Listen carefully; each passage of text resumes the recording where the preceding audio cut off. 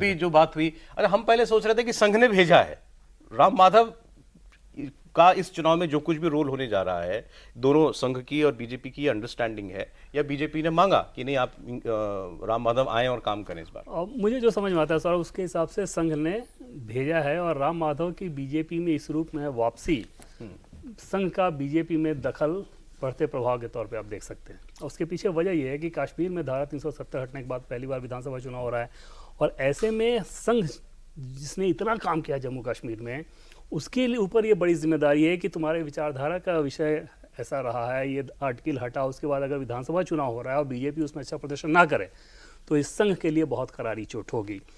संघ के जो सह सरकारवाह हैं अरुण कुमार, जो कि संघ के पॉलिटिकल अफेयर्स देखते हैं, उनके साथ राम माधव काम कर चुके हैं। उन्होंने खुद जम्मू कश्मीर में बहुत काम किया है। सह सरकारवाह बनने से पहले वो जम्मू कश्मीर में प्रांत प्रचारक थे, वहाँ पे बहुत एक्सटेंसिवली उन्होंने काम किया था। तो उनको ये पता है कि हाँ, ये रिजल्ट कितना मायने रखता है और उसमें ऐसे व्यक्ति की ज़रूरत है, इसलिए राम माधव को लेकर आया गया है। दूसरी चीज़ देखें तो जो सीटें बढ़ी हैं, तो 43 में 34 हिंदू बहुल सीट है। ओके, इसमें आप संघ की विचारधारा के हिसाब से आप समझ सकते हैं कि कितना बड़ा स्टेक ये जम्मू वाली बोल रहे हैं आप? सिर्फ जम्मू रीजन वाली। जम्मू रीजन वाली जो 43 है उसमें 34 हिंदू बहुल है। पिछले लोकसभा चुनाव में अगर विधानसभा वार अगर आप सीटों को देखें तो उसमें उन 34 में से 29 सीटें बीजेपी जीती है। तो वहाँ इसको 5 और आगे बढ़ाना है। दूसरी बड़ी बात कि SC ST को लेकर निश्चित तौर पे रिजर्वेशन वगैरह देना, ये सब बड़ी बात है, लेकिन लोकसभा चुनाव में जो परिणाम आए उन विधानसभा क्षेत्रों में, 16 विधानसभा क्षेत्र हैं वैसे, उसमें बीजेपी का प्रदर्शन अच्छा नहीं रहा। बीजेपी से ज़्यादा सीटें NC को हासिल, उसमें से वैसी 7 सीटें NC ने जीती, बीजेपी ने 6 ही जीती थी। तो वहाँ पर भी फिर संघ की भूमिका बहुत महत्वपूर्ण हो जाती है, क्योंकि ग्राउंड पर काम करने के मामले में जम्मू कश्मीर हो, नॉर्थ ईस्ट हो, यहाँ पर बीजेपी वर्कर के तुलना में संघ के लोग ज़्यादा मिशनरी मोड पे काम करते हैं। और आज ही एक बहुत बड़े व्यक्ति से मैंने पूछा कि राम माधव की वापसी को वो कैसे देखते हैं, बिग शॉट। उनका यह कहना था कि it's very good, very good, very good. ऐसी क्या USP है राम माधव जी की? एक तो वहाँ की चीज़ों को समझ, जैसे जब पिछले बार उन्होंने परफॉर्म किया, आप सोचिए कि कोई कल्पना कर सकता था कि बीजेपी PDP एक साथ आ जाए।